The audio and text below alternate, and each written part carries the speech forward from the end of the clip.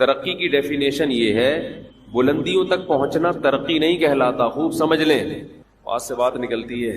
دیکھو بلندی تک پہنچنا ترقی نہیں ہے، ترقی یہ کہ آج آپ جس اسٹیپ پہ ہیں کل اس سے ایک قدم آگے چلے جائیں، موجودہ حالت سے اگلی حالت بہتر ہو، اٹ از کالڈ ترقی، جس کو انگلش میں پروگریس کہتے ہیں. یہ میں انگلش جھاڑنے کے لیے نہیں، اردو کا ترقی کا لفظ سمجھانے کے لیے، کیونکہ آج کل لوگوں کو انگلش زیادہ سمجھ میں آ رہی ہے. تو جس اسٹیپ پہ آپ ہیں نا اس اسٹیپ سے ایک قدم آگے نکلنا کیا کہلاتا ہے؟ ترقی.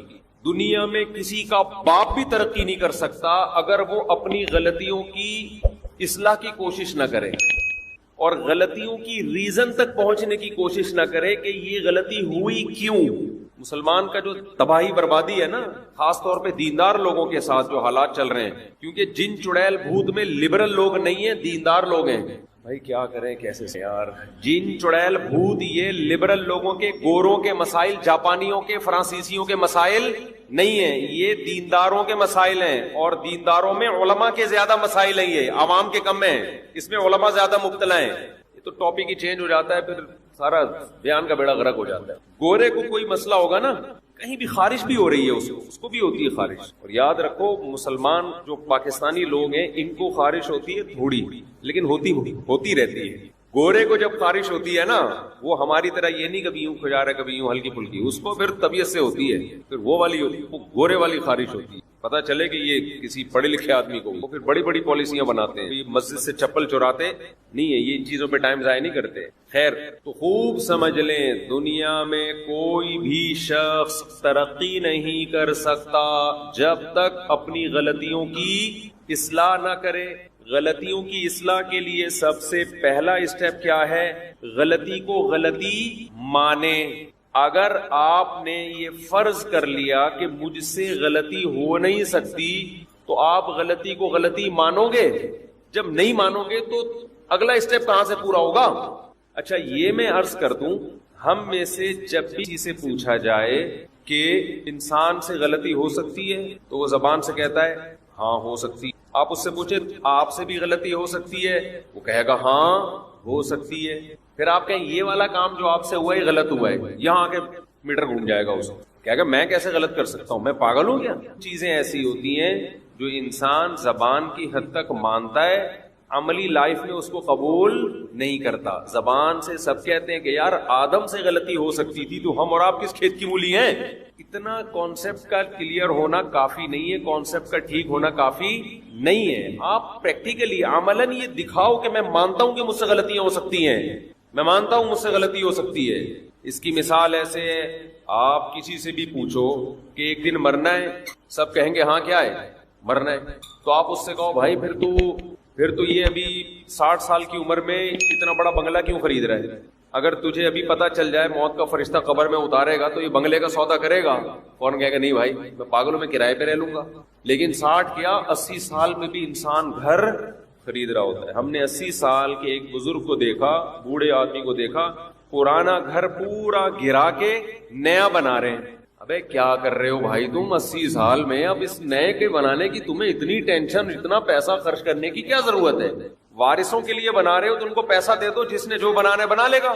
وارثوں کو اب گھر کی تھوڑی پیسوں کی ضرورت ہے نا، وہ اپنا ویسے ہی انہوں نے بیچ کے الگ ہونا ہے ابا سے آپ کے مرنے کے بعد. ہم نے اپنی زندگی میں دیکھا ہے کہ 80 سال کے بڑے میاں پرانا گھر جو تقریباً 500 گز پہ بنا ہوا تھا پورا گرا کے نئے سرے سے کیا کر رہے ہیں؟ دوبارہ بنا رہے. آپ کہہ سکتے ہیں شکر ہے ہم ایسے نہیں ہیں. آپ کیا کہہ سکتے ہیں؟ شکر ہے ہم ایسے نہیں ہیں. اصل میں آپ کے پاس پرانا گھر گرا کے نیا گھر بنانے کے پیسے نہیں ہیں، ورنہ آپ بھی ایسے ہوتے. یہ تو ابھی کہہ رہے ہو نا ہم ایسے نہیں ہیں، اصل میں پیسے نہیں ہیں. ہر آدمی کی کھوپڑی میں یہ خناس تھوڑا نامناسب لفظ ہے، لیکن جو چیز گھسی ہوئی ہے وہ کون سی مناسب ہے؟ دماغ میں خناس ہی گھسا ہوا ہے نا. جب وہ نامناسب ہے تو اس کا لفظ بھی پھر نامناسب ہی ہوگا. دنیا میں خدا کی قسم سب سے مشکل کام پتہ ہے کیا ہے؟ وہ کام جو سب سے آسان ہے وہ سب سے مشکل ہے. سب سے آسان یہ ہے کہ دنیا کو مسافر خانہ سمجھنا شروع کر دو، کیونکہ ہے 2 اور 2 4 کی طرح ہے. سب سے مشکل کام یہی بنا ہوا ہے کہ دنیا کو مسافر خانہ سمجھنے کے لیے تیار نہیں ہے. میرا وہ ذاتی گھر والا بیان پاس سے بات کر رہی ہے، جلدی سے ابھی اس کی طرف آؤں گا. ابھی کسی نے مجھے بتایا کہ لوگ ہوٹل میں بیٹھے ہوتے ہیں نا، کھانے وانے کھا رہے ہیں، چائے پی رہے ہیں، تو میرے قریبی دوست مجھے بتاتے رہتے ہیں کہ آپ کا ٹاپک چل نکلا تو آپ کے بارے میں ہم نے دیکھا کہ اگلا کیا کہہ رہے ہیں، پھر مجھے آ کے رپورٹ پیش کر رہے ہوتے ہیں کہ آپ کے بارے میں مارکیٹ میں یہ چل رہا ہے. آج کل تو وہ ہی والا بیان بہت چل رہا ہے مارکیٹ میں. وہ ہی والا بیان جو ہے نا، وہ فیلنگز کو بچانے کے لیے، وہ لطیفہ برائے لطیفہ نہیں ہے، وہ خامخواہ کا ہی نہیں ہے. وہ اس پہ ہے کہ آپ کی LGBT والا قانون پاس ہو گیا نا، تو فیلنگ چینج ہوں گی تو آپ کو چینج سمجھا جائے گا. تو فیلنگز کو بچاؤ، اپنی شادی کرو تاکہ آپ کو احساس ہو کہ میں مرد ہوں، اور 4 دفعہ کرو گے تو 4 دفعہ احساس ہوگا. یہ بتانے کے لیے کہ پھر LGBT کی آپ کو ضرورت رہے گی نہیں. فطرت کو بچاؤ اپنی. تو خیر اس نے بتایا کہ کچھ لوگ بیٹھے ہوئے چائے پی رہے تو آپ کا تذکرہ چل نکلا. ان کو نہیں پتا تھا کہ یہ میرے ریلیٹیو ہیں، تو انہوں نے بتایا کہ میرا کوئی بیان انہوں نے چلایا ذاتی گھر کے بارے میں. میں تو ذاتی گھر کو کوئی ویلیو نہیں دیتا نا. تو پہلے اچھا کھاؤ، اچھی بیوی رکھو، اچھی سواری رکھو، اچھی تعلیم، اس کے بعد پھر بھی بہت بچ رہے ہیں تو چلو اپنا ذاتی گھر لاسٹ میں جا کے بنا لو. جبکہ لوگ سب سے پہلے کس کو فوکس کرتے ہیں؟ ذاتی گھر کو. تو کسی نے کہہ رہے ہیں وہ شارٹ کلپ سنا اور کہا کہ اس مفتی کے بیان کو نہیں سننا چاہیے. آپس میں گروپ میں بات کر رہے تھے کہ اس مفتی کی باتیں مت سنا کرو، ذاتی گھر جو انتہائی امپورٹنٹ چیز ہے اس کو کہہ رہا ہے کہ نہیں. تو بات اصل میں یہی ہے کہ آپ کو مفتی کے بیان اس لیے اچھے نہیں لگ رہے کہ آپ دنیا کو مسافر خانہ سمجھ کے لیے تیار نہیں ہے. تو پھر تو ظاہر ہے وہ تو کانسیپٹ ہی آپ کا.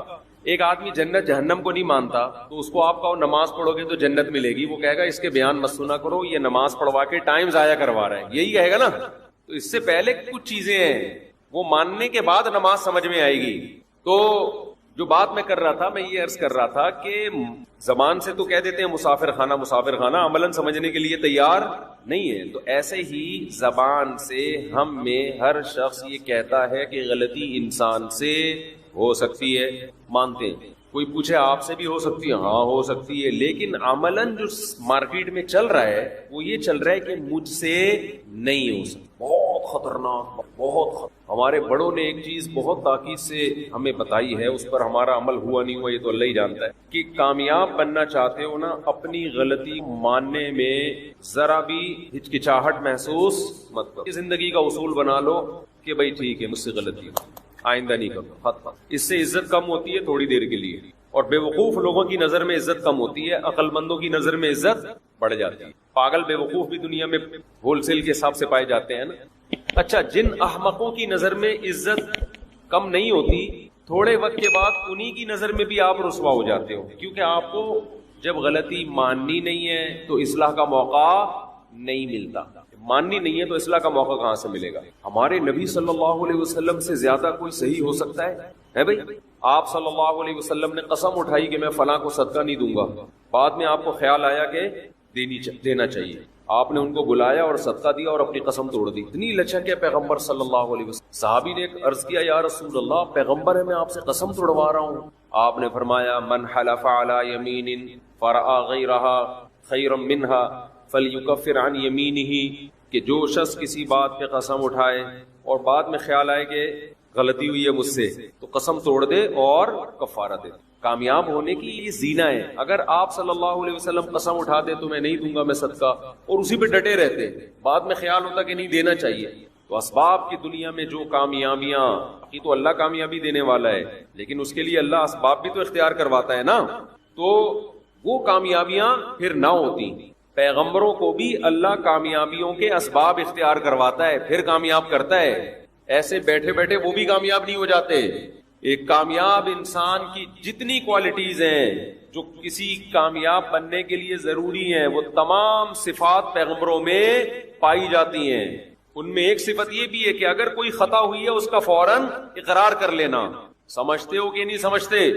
ہاں، ایک صورت میں اقرار کرنا نہ کرنا ٹھیک ہے. آپ کو پتا ہے میں نے اقرار کیا تو سامنے والا ظلم کرے گا. کیا کرے گا سامنے والا؟ ظلم کرے گا. کیا نماز میں بسم اللہ پڑھنا واجب ہے؟ کیا بسم اللہ الرحمن الرحیم نماز کی پہلی رکعت میں پڑھی جائے گی یا ہر رکعت میں پڑھنا وہ لازم ہے؟ بھائی لازم کسی رکعت میں بھی نہیں ہے، سنت ہے، بہتر ہے. جب پہلی رکعت میں آپ اللہ اکبر کہہ کے نیت باندھتے ہیں تو ثنا پڑھیں، ثنا کے بعد اعوذ باللہ من الشیطان الرجیم، پھر بسم اللہ الرحمن الرحیم، پھر سورہ فاتحہ پڑھیں. سورہ فاتحہ کے بعد اگر آپ درمیان سے کہیں سے تلاوت کر رہے ہیں سورت کے تو پھر بسم اللہ نہ پڑھیں، اگر سورت کے شروع سے تلاوت کر رہے ہیں تو پھر بسم اللہ الرحمن الرحیم دوبارہ پڑھیں، اور جیسے الم تر کیف فعل ربک پڑھ لی یا قل اللہ پڑھ لی تو سورت شروع کرنے سے پہلے بسم اللہ پڑھیں آپ، سنت ہے۔ پھر جب دوسری رکعت کے لیے آپ کھڑے ہوں گے تو پھر سورہ فاتحہ سے پہلے بسم اللہ، اور پھر جب سورہ فاتحہ پڑھ کے نئی سورت شروع کریں گے تو بسم اللہ۔ اگر سورت شروع نہیں کرتے، قرآن کے درمیان سے پڑھتے ہیں تو پھر بسم اللہ نہ پڑھیں، کیونکہ بسم اللہ سورت شروع کرنے سے پہلے پڑھنا سنت ہے۔ تو چاہے سورہ فاتحہ ہو یا کوئی نئی سورت ہو، اس سے پہلے بسم اللہ عام حالات میں بھی پڑھنی چاہیے اور نماز میں بھی۔ ہاں سورہ توبہ جب آپ پڑھیں گے تو پھر اس سے پہلے بسم اللہ الرحمن الرحیم نہ پڑھیں آپ، لیکن یہ واجب نہیں ہے، میں نے بتایا سنت ہے، چھوٹ جائے تو کوئی گناہ نہیں ہے۔ کیا خدا حافظ کہنا غلط ہے؟ خدا حافظ کہنا کیسا ہے، اس کا جواب دینا کیسا ہے؟ محمد سلمان انڈیا سے۔ جائز ہے، اس میں کوئی حرج نہیں ہے۔ خدا حافظ کا مطلب فی امان اللہ، اللہ کی امان میں، تو خدا تمہارا حافظ ہو، کوئی حرج نہیں ہے، اس میں کہہ سکتے ہیں، اس کا جواب بھی دے سکتے ہیں، نہ دینا چاہیں تو بھی تو بھی ٹھیک ہے، دینا چاہیں تو بھی آپ کہتے ہیں کہ اللہ تمہارا بھی حافظ ہونے کے مانو۔ دعا ہے بھائی، یہ دعا کے لیے کوئی ثبوت کی ضرورت نہیں ہوتی۔ بسم اللہ کی جگہ 786 لکھ سکتے ہیں کیا؟ حافظ ساجد انڈیا سے۔ 786 کا مطلب کیا ہے اور اسے لکھنا کیسا ہے؟ دیکھیں جو ہم بولتے ہیں نا، یہ علم اعداد کے ذریعے بھی زبان ہے ایک، تو وہ ہر عدد کا ایک لفظ کی وہ جو ہے نا ترجمانی کر رہا ہوتا ہے، تو جو علم اعداد کو جانتے ہیں کہ کس طرح سے کون سا لفظ لکھا جاتا ہے، تو وہ بتاتے ہیں کہ 786 یہ بسم اللہ کا ترجمہ ہے گویا کہ، یعنی بسم اللہ کو 786 بھی ریاضی کی زبان میں لکھا جاتا ہے، تو اس لیے اگر کسی نے لکھ لیا تو گناہ نہیں ہے، لیکن یہ عمل ہے خلاف سنت، اس لیے کہ قرآن و سنت نے جو ہمیں رسم الخط بتایا ہے اس رسم الخط کو چینج نہیں کیا جا سکتا۔ جیسے بسم اللہ جب لکھنی ہے تو بیم، جیسے اس کی مثال ایسے جیسے آپ رومن میں بسم اللہ لکھ رہے ہوں تو آپ نے وہ عربی رسم تو چینج کر دیا نا، تو اس لیے یہ عمل بہرحال خلاف سنت ہے۔ تو اللہ کا نام لیں پورا تمیز سے، بسم اللہ الرحمن الرحیم۔ آپ صلی اللہ علیہ وسلم جتنے بادشاہوں کو خط لکھتے تھے بسم اللہ لکھتے تھے۔ حضرت سلیمان علیہ السلام نے ملکہ سبا کو خط لکھا تو اس میں کیا لکھا؟ انہ من سلیمان وانہ بسم اللہ الرحمن الرحیم۔ ملکہ سبا خط پڑھ کے بتا رہی ہے کہ اس میں لکھا ہوا ہے بسم اللہ الرحمن الرحیم۔ تو جن الفاظ کے ساتھ قرآن نے بیان کیا بسم اللہ کو، حدیث نے بیان کیا، آپ اسی الفاظ کے ساتھ لکھیں، یہ فضیلت جبھی حاصل ہوگی۔ بعض لوگ یہ کہتے ہیں کہ جی وہ بے ادبی بھی تو ہو سکتی ہے، اخبار وہ کاغذ پہ نیچے بھی تو اللہ کا نام گر سکتا ہے، تو دیکھیں یہ کام تو نبی بھی سوچ سکتے تھے۔ نبی جب غیر مسلم بادشاہوں کو خطوط لکھ رہے تھے تو وہ تو بسم اللہ لکھا کرتے تھے آپ صلی اللہ علیہ وسلم۔ حضرت سلیمان علیہ السلام نے جب ملکہ سبا کو خط لکھا اس میں بسم اللہ لکھی، حالانکہ وہاں خطرہ موجود تھا کہ ملکہ سبا کہیں غصے میں آ کے پھینک نہ دے نیچے، تو دیکھیں اگر کوئی پھینک رہا ہے تو اس کا اپنا ہیڈیک ہے، وہ اس کی وجہ سے یہ تھوڑی کہ اللہ اس کے رسول کا نام کاغذ پہ لکھنا ہی بند کر دیں گے ہم، یہ تو غلط ہو جائے گا پھر۔ تو اس لیے ہمیں یہی پتا چلتا ہے کہ ہم جب بھی کسی کو تحریر لکھیں کوئی اہتمام والی ہو، وہ بسم اللہ الرحمن الرحیم سے ہمیں شروع کرنی چاہیے، اور اگر وہ بے ادبی کرتا ہے تو یہ اس کا ہیڈیک ہے، یہ آپ کا ہیڈیک نہیں ہے، اور کرتے بھی نہیں ہے عام طور پر مسلمان ہے الحمدللہ، تو غیر شعوری طور پر ہو جائے تو ایک الگ بات ہے۔ 786 لکھنے میں نقصان یہ ہے کہ آپ اللہ کا نام لیتے ہوئے کنجوسی سے کام لے رہے ہیں۔ ہمارے حضرت فرمایا کرتے تھے کہ جو لوگ 786 لکھتے ہیں ان سے ایک سوال یہ ہے کہ اللہ کا نام لکھنے میں کیا آپ کی سیاہی زیادہ گھس جائے گی پوری بسم اللہ لکھنے میں؟ اس لیے آپ کر رہے ہیں کہ اتنا میرا جو ہے نا اسراف ہو جائے گا خدا رکھو، تو کتنی سیاہی گھس جائے گی آپ کی؟ یا آپ اس لیے لکھ رہے ہیں کہ ٹائم بچا لیں گے؟ تو 786 لکھنے میں اور پوری بسم اللہ لکھنے میں سیکنڈ کا بھی فرق میرا خیال ہے بہت ہی کم آتا ہو، تو اتنا سے ٹائم بچا کے آپ نے کیا کرنا ہے؟ تو اس لیے جو پراپر وے ہے، جو پراپر طریقہ ہے بسم اللہ الرحمن الرحیم کا، اسی طریقے سے لکھنی چاہیے، اور درود شریف بھی پورا لکھنا چاہیے۔ جب ہم نبی کا نام لکھتے ہیں تو بعض لوگ صرف اوپر چھوٹا سا سواد ڈال دیتے ہیں، یہ بھی غلط ہے بھئی۔ آپ کیوں کنجوسی سے کام لے رہے ہیں کہ آپ اپنا ٹائم بچا رہے ہیں؟ تو نبی کے درود پڑھنے میں جو ٹائم خرچ ہوگا وہ تو قیمتی بن جائے گا، نبی کا درود لکھنے میں جو ٹائم خرچ ہوگا وہ تو قیمتی بن جائے گا۔ تو نہ اس سے ٹائم بچ رہا ہے، نہ آپ کے قلم کی سیاہی بچ رہی ہے۔ کتنی بچا لیں گے سیاہی؟ کیا کرنا ہے آپ نے؟ کیا اس سے بزنس کرنا ہے؟ جو پین میں آپ کے تھوڑی سی بال پین میں تھوڑی سی سیاہی بچ جائے گی تو کیا اس کو بیچنا ہے آپ نے مارکیٹ میں؟ تو خام خواہ کی ایک چیز ہے۔ تو جو پراپر وے ہے درود شریف لکھنے کا صلی اللہ علیہ وسلم، یہ پورا بولا بھی پورا کریں اور لکھا بھی پورا کریں۔ بولنے سے یاد آیا، بولتے بھی لوگ ادھورا ہیں۔ اکثر میں نے لوگوں کو دیکھا ہے آپ صلی اللہ علیہ وسلم نے فرمایا، نبی صلی اللہ علیہ وسلم نے فرمایا، او بھائی پورا بول دو۔ نبی صلی اللہ علیہ وسلم نے ارشاد فرمایا آپ صلی اللہ علیہ وسلم نے ارشاد فرمایا، رسول اللہ صلی اللہ علیہ وسلم نے یہ کام فرمایا، تو پورا صلی اللہ علیہ وسلم تمیز سے بولنا چاہیے۔ یہاں بھی جو شارٹ کر دیتے ہیں نا صلی اللہ علیہ وسلم، اس سے بھی پتہ نہیں کیا ہو رہا ہے۔ باقی ساری بات پوری تمیز سے تجوید کے ساتھ وہ ایک ایک حرف جو ہے نا پورے طریقے سے ادا کر رہے ہوتے ہیں۔ جہاں درود شریف کی بات آئی ٹائم بچانے کی فکر شروع ہو جاتی ہے، تو یہ طریقہ بھی غلط ہے۔ تو اس میں آپ کتنا ٹائم بچا لو گے، کتنے سیکنڈ بچا لو گے آپ، اور کیا بچا کے آپ کیا کر لو گے اس میں۔ تو جب درود پڑھیں، نبی صلی اللہ علیہ وسلم نے ارشاد فرمایا، بات چل پڑی ہے تو سلام بھی ایسے ہی ہے۔ سلام بھی لوگ ایسے کرتے ہیں، السلام علیکم، کہیں گزرے ہوں السلام، وہ جواب میں کیا بولیں۔ وہ میں اکثر ایک واقعہ سناتا ہوں، ہمارے استاذ کو جب کوئی سلام کرتا تھا نا تو کہتے تھے بس یہ جواب آتا تھا۔ تو ہم کہتے تھے استاد جی آپ کیسا جواب دے رہے ہیں؟ انہوں نے کہا جیسا سلام ہے ویسا جواب ہے۔ کہہ رہے سلام میں ہلکی سی آواز آئی ہے، بس اتنی سی آواز آئی ہے السلام، تو جواب میں السلام، تو وہ ان کو تنبیہ کرنے کے لیے نا السلام علیکم، جواب آ رہا وعلیکم، یعنی وعلیکم، بس ہلکا سا سین۔ تو یہ طریقہ صحیح نہیں ہے۔ سلام کریں السلام علیکم، السلام علیکم ورحمۃ اللہ، السلام علیکم ورحمۃ اللہ وبرکاتہ۔ سلام کی قرآن نے ایسی تعریف کی ہے سورہ نور میں، تحیۃ من عند اللہ مبارکۃ طیبہ، اے ایمان والو جب گھروں میں داخل ہو فسلموا علی انفسکم، گھر والوں کو سلام کیا کرو۔ یہ اللہ کی طرف سے ملاقات کے وقت ایک دعائیہ کلمہ ہے جو اللہ کی طرف سے گفٹ ہے، مبارک ہے، پاکیزہ کلمہ ہے۔ تو اللہ نے سلام کی اتنی تعریف کی ہے، تو آپ اس سلام ہی کو پی جاتے ہیں، السلام علیکم السلام علیکم اس طرح کر گھما رہے ہوتے ہیں۔ تو پراپر تمیز سے سلام کیا کریں۔ دعا ہے یہ، السلام علیکم ورحمۃ اللہ وبرکاتہ، آپ پر سلامتی ہو اللہ کی طرف سے، اس کی رحمتیں بھی اور اس کی برکتیں بھی۔ تو خالی تھوڑا سلام بھی کر سکتے ہیں، السلام علیکم، یہاں تک بھی۔ مزید اگر آپ اس میں تڑکا لگانا چاہتے ہیں السلام علیکم ورحمۃ اللہ، اور اگر آپ اس کی سپرلیٹو ڈگری پہ جانا چاہتے ہیں تو السلام علیکم ورحمۃ اللہ وبرکاتہ۔ پھر جو اس طرح سے جب سلام کرتا ہے نا انسان، پھر جواب میں بھی اسی سٹائل میں جواب دینے میں مزہ آتا ہے۔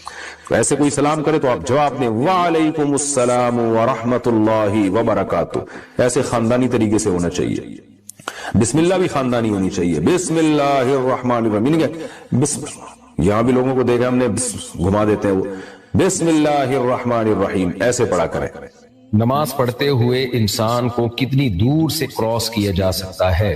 اگر چھوٹی مسجد ہے، چھوٹی مسجد کا ہال ہے، تو اس میں تو کہیں سے بھی کراس نہیں کیا جا سکتا، لیکن اگر بڑی مسجدیں، عام طور پر آج کل بڑی مسجدیں ہی ہوتی ہیں یا ہال بھی بڑے ہی ہوتے ہیں، یا میدان میں نماز پڑھ رہے ہیں، تو اگر سترا ہے تو سترے کے آگے سے گزرا جا سکتا ہے، لیکن اگر سترا نہیں ہے تو جو نمازی ہے نا جہاں وہ نماز پڑھ رہا ہے اس کے آگے سے 3 صفوں کے آگے سے بالاتفاق گزرا جا سکتا ہے۔ بعض علماء نے 2 صفوں کا بھی کہا ہے، لیکن احتیاط اسی میں 3 صفیں، یعنی ایک صف تو وہ جو جہاں بندہ نماز پڑھ رہا ہے وہ، اور اس کے آگے کی 2 صفیں، کبھی ضرورت ہو تو 2 صفوں کے بعد سے بھی گزرنے کی گنجائش ہے۔ محمد عمار سہارنپور سے، کیا مسلمان غیر مسلم کی شادی میں جا سکتا ہے؟ کسی بھی غیر مسلم کی تقریب جن کا ان کی مذہبی تقریب سے تعلق نہ ہو اس میں جانا جائز ہے۔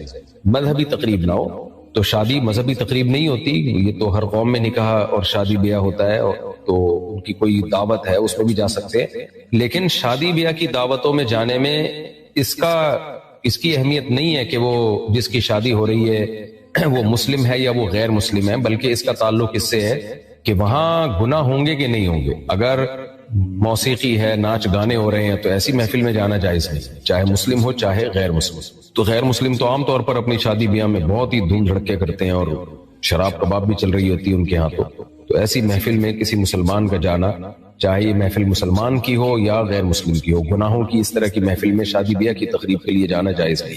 مفتی صاحب میں حنفی ہوں لیکن کبھی کبھار آمین زور سے پڑھتا ہوں، کبھی کبھار رفع الیدین بھی کرتا ہوں، کیا ایسا کرنا صحیح ہے؟ امام ابو حنیفہ اور ان کے دونوں ساتھی اور اہل کوفہ ابراہیم نخعی رحمہ اللہ تعالی، سفیان ثوری جیسے محدثین، جرح و تعدیل کے ائمہ، وکیع بن جراح، یہ بڑے بڑے ائمہ گزرے ہیں، اور عبداللہ بن مسعود اور حضرت علی رضی اللہ تعالیٰ عنہ کے جو اصحاب تھے ان کے بارے میں یہ ثابت ہے کہ وہ رفع الیدین کے بغیر نماز پڑھا کرتے تھے، اصحاب کوفہ بھی اور اہل مدینہ بھی۔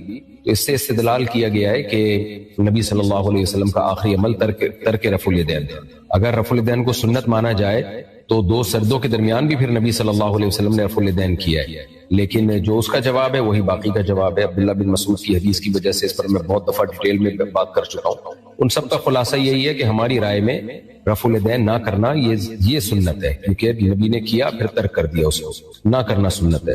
لیکن یہ کوئی اتنا بڑا جھگڑا نہیں ہے، اگر کوئی رفع الیدین کر لیتا ہے تو بھی ٹھیک ہے، اور کبھی کبھار زور سے آمین پڑھ لیتا ہے تو بھی ٹھیک ہے۔ جو نبی سے زور سے آمین ثابت ہے وہ تعلیم کے لیے، تاکہ پتہ چلے کہ بھئی یہاں پر آمین کہا جا رہا ہے، کیونکہ نبی صلی اللہ علیہ وسلم بعض دفعہ جہرن تلاوت بھی، زور سے تلاوت بھی ظہر میں کیا کرتے تھے، تاکہ بتانے کے لیے کہ یہ بھی یعنی میں پڑھ کیا رہا ہوں۔ تو تعلیم کے لیے نبی نے بعض دفعہ زور سے بعض اعمال کیے ہیں، اصل میں ان میں آہستہ کرنا سنت ہے۔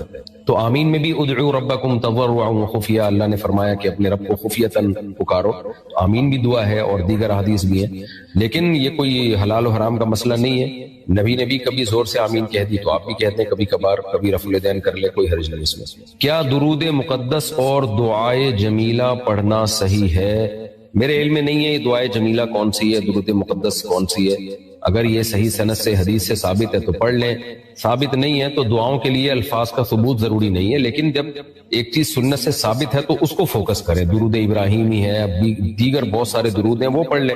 کیا ضرورت ہے ایسی چیز کی طرف جانے کی جس کا ثبوت ہی نہ ہو؟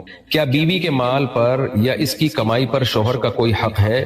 نہیں، بیوی کے مال یا اس کی کمائی پہ شوہر کا حق نہیں ہے۔ البتہ یہ ضرور ہے کہ بیوی کے پاس پیسہ دو طرح سے آتا ہے، ایک پیسہ بلکہ تین طرح سے آتا ہے۔ ایک پیسہ تو وہ ہے جو اس کے ابا کی وراثت میں اس کو ملا ہے، یا وارث کی کسی مورث کی وراثت میں اس کو ملا ہے، وہ تو ٹوٹلی بیوی کا ہی ہے۔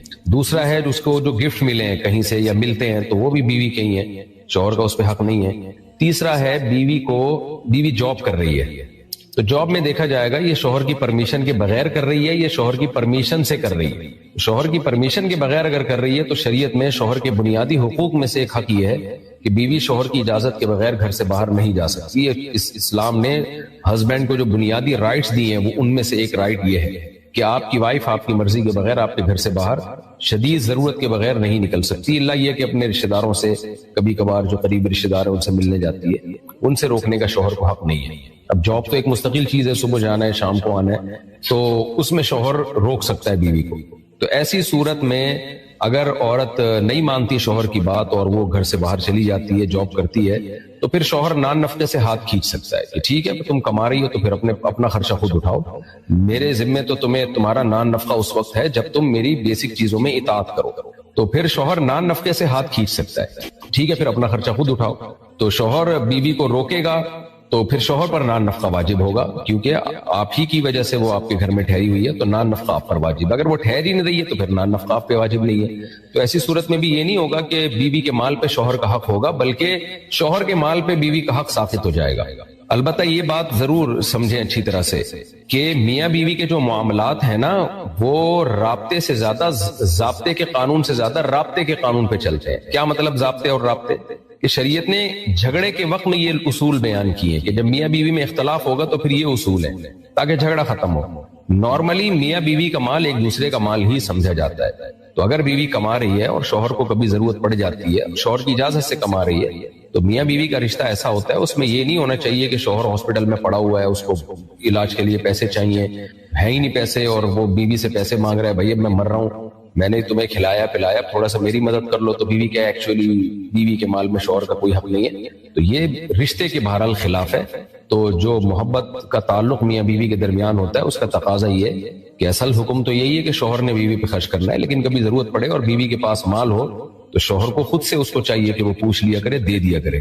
ہمارے سامنے کیس آیا کہ شوہر کھلاتا تھا پلاتا تھا بیوی کو، کبھی اس کو کوئی مصیبت آ گئی، بیمار ہو گیا، تو بچے کے لیے اس نے جو ہے بیوی سے قرضہ لیا، تھوڑا سا، بہت بڑی رقم بھی نہیں تھی، تو بچے کا علاج کیا، نہیں تھا بیچارے کے پاس پیسے، ختم ہو گئے، تو اب بیگم صاحبہ نے اس سے ہڈا کر رہی ہیں کہ میرے پیسے مجھے واپس کرو۔ بھائی بچہ تمہارا بھی تو ہے، ٹھیک ہے شرعاً بچے کا خرچہ باپ پہ واجب ہے، لیکن اخلاقیات بھی کوئی چیز ہوتی ہیں اور وفا بھی کوئی چیز ہوتی ہے کہ جس آدمی نے ساری زندگی کھلایا پلایا ہے، آج تھوڑا سا مسئلے اس کے ساتھ ہو گئے اور آپ کے پاس پیسہ ہے تو تھوڑا تعاون کر لیں۔ تو قانون اور ضابطے کی بات تو یہی ہے کہ بیوی کے مال پہ شوہر کا کوئی حق نہیں ہے، لیکن محبت کا تعلق، آپس کا تعلق یہ ہے کہ جب کسی کو ضرورت پڑتی ہے تو اس کے ساتھ تعاون کیا جاتا ہے. تمہاری عورتیں تمہارے لیے بمنزلہ کھیت کے ہیں. ہر عربی میں کھیت کو کہتے ہیں، تو بمنزلہ کھیت کے ہیں. جیسے بیج ڈالا جاتا ہے کھیت میں اور اس سے پیداوار بڑھتی ہے، تو عورت کی جو ایک حیثیت ہے، نیچر نے جو اس کی ایک حیثیت متعین کی ہے، وہ بھی ایک نسل بڑھانے کا ذریعہ ہے، جس میں مرد کا جو اسپرم ہے وہ بطور بیج کے ہے اور جو اولاد ہے وہ ایک پیداوار کی طرح. تو اللہ نے یہ یاد رکھیں، اس آیت کو نا بہت سارے غیر مسلموں نے عورت کے خلاف بہت نیگیٹیوٹی پھیلائی ہے کہ دیکھو اسلام عورت کی توہین کرتا ہے، اس کو کھیتی سے تعبیر کرتا ہے. تو کچھ لفظ کسی اور زبان میں جب وہ جاتے ہیں